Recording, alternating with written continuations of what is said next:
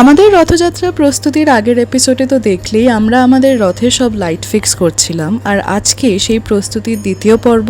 আজ রথটাকে মালা দিয়ে সাজাবো, শেষ মুহূর্তের কিছু কাজ করব, আর ধীরে ধীরে আমাদের ছোট্ট রথটা উৎসবের জন্য একেবারে তৈরি হয়ে উঠবে।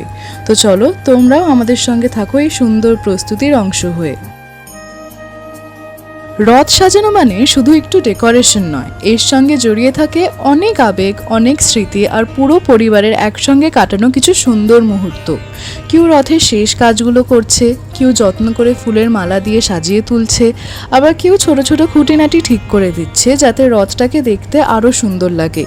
এই ছোট ছোট মুহূর্তগুলোই উৎসবের প্রস্তুতিকে এত বিশেষ করে তোলে।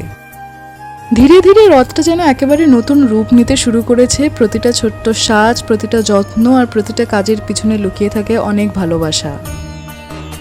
এই হচ্ছে আমাদের রথের ফুলের সাজ। কেমন হয়েছে তোমরা জানাতে ভুলো না। আরো কিন্তু ফাইনাল লুক বাকি আছে, তোমরা দেখার জন্য কিন্তু কন্টিনিউ দেখো ভিডিওটা।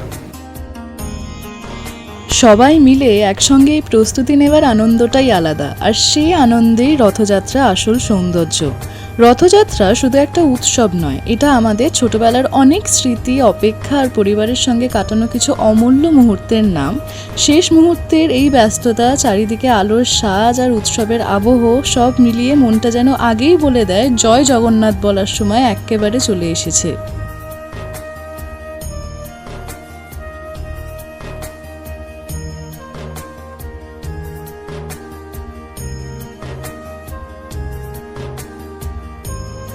এদিকে বাড়িটাও ধীরে ধীরে উৎসবের রঙে সেজে উঠেছে।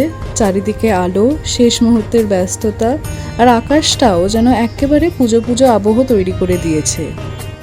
এই পুরো প্রস্তুতির মধ্যে একটা আলাদা শান্তি আর আনন্দ লুকিয়ে থাকে। মনে হয় শুধু একটা রথ নয়, বরং ভালোবাসা, পরিশ্রম আর পরিবারের একসঙ্গে কাটানো সময় দিয়েই যেন একটা সুন্দর স্মৃতি তৈরি হয়েছে।